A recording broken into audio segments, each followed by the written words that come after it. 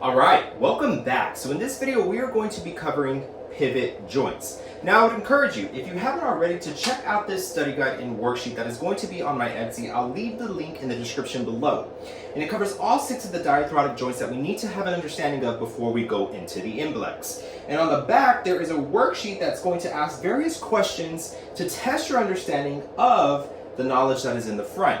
Now today we're going to cover the pivot joints. We've already covered 3 other diathoracic joints and we have a couple of more to go, but today we're going to cover a pivot joint. So let me go ahead and write that up there for us. Pivot joint. What is a pivot joint? It is a joint that is going to have one bone that is going to rotate on the other bone. All right?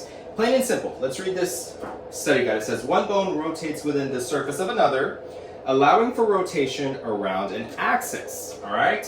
And so we have 2 that we're going to cover today. We have the Atlanto-axial joint. And then we also have the Proximal radio-ulnar joint. All right, so starting with this first one, the atlanto-axial joint. If you remember, there's going to be a vowel, right? So this vowel is O, that is going to bring 2 word parts together. So we have 2 different words here, right? So we have atlantio and we have axial, right? So we need to know what 2 bones these are. Okay, so these are going to be in our cervical vertebrae. It's going to be C1 and C2. So let me write that up there for us. C1, our atlanto is going to be our atlas. C2 is going to be our axis. All right? Now, if you ever need help understanding which one, C1, C2, C1, I think of atlas, the T comes before the X in the alphabet. That has helped me to remember it.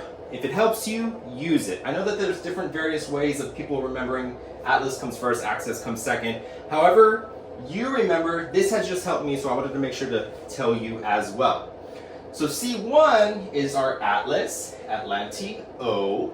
C2 is our axis, axial, right?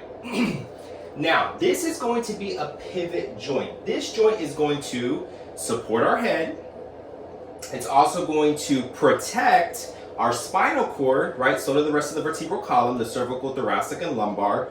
Vertebrae are going to protect that spinal cord as well. And it's also going to allow for rotation, right? So we can do that motion. I can rotate to the right and I can rotate to the left, okay? Now, there are going to be some articular cartilage that is going to be on the facet of the atlanto-axial joint that allows for that smooth movement. It allows me to rotate and pivot on that joint, right? So we have C1 and C2. I'm going to go ahead and put a picture up there of this joint. And there's this, you can see C1 is our atlas and C2 is our axis, right? And what you'll notice, and I have labeled here for us, is there is a dens in the middle. This is a little bony projection that is going to be on the axis, and that allows for the ring-shaped atlas to pivot and rotate on that bony projection, all right? Now, the dens is only going to be on the axis. No other vertebrae has a dens. So that's pretty interesting to know as well. And so the C1 and C2 create the atlanto-axial joint, which is also known as a pivot joint. I'd encourage you to make sure that you understand that, all right? Moving forward, our next one is going to be the proximal radio-ulnar joint. All right, proximal, what does that mean? Well, if you remember, proximal means closer to that what? Midline, all right? The opposite is distal, meaning further away. So proximal meaning closer to that midline. Here's that vowel, O, bringing 2 word parts together. So we have radio and we have ulnar. What is that? All right, so that's going to be our radius and our ulna. These two bones are being connected, right? At the proximal end, which would mean that there has to be a distal end as well. That's likely being connected. So the proximal end is going to be up here, where the radius and the ulna meet together, creating a pivot joint that allows us to pronate and supinate at the forearm. So let me go ahead and show you what that joint looks like. All right, so this isn't going to be like the atlanto-axial joint, where one bone is in the surface of the other. This is actually a little different. In this case, we have a bone, the radial head, let me write that up here for us. The radial head is within a little ring-shaped ligament known as the annular ligament. And it is going to help encircle that radial head and allow us to pivot, right, and do pronation as well as supination. Now that ring, the annular ligament, if you'll see on this picture right here, I colored it green. That is not another piece of bone. That is a connective tissue. It is a ligament that is allowing for the radial head to pivot and rotate, right?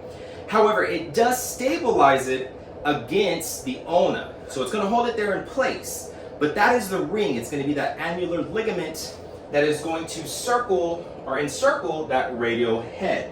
All right? And so I also am going to put another picture to show you what that annular ligament looks like next to that ulna. All right? And so I would encourage you to make sure that you understand the different types of pivot joints, what they do, what their movements are. We have the atlanto-axial joint, which is going to be our C1 and C2, and it's going to be C1 our atlas, C2 our axis, and this is going to be a pivot joint in our cervical region, right, that allows us to rotate at the neck. We also have our proximal radio-ulnar joint, which is going to be at the proximal end of the radius and the ulna. That is going to allow for pronation and supination. All right, so I would encourage you, make sure you understand this information before you go into the MBLEx. And if you're needing any more help, I would encourage you to check out my Patreon page. I would even encourage you to check it out and sign up as a free member, because I post, I think right now I have 46 MBLEx practice questions, which are basically up for free, right? Whenever I think of a question, I will post it. And so if you join as a free member, you can check out those questions and interact as well. But if you're needing a little bit more help, then I would encourage you to subscribe to one of the tiers where I have live lessons, MBLEx review courses, worksheets, study guides. You'll actually find this worksheet and study guide already on Patreon. And so I would encourage you to check that out if you're needing a little bit more help. Now, if you're needing any tutoring, I would encourage you, email me so that we can work something out and we can get you some help and get you ready and prepared for that MBLEx exam. All right? Y'all have a wonderful week ahead, and I will see you in the next video. Y'all take care.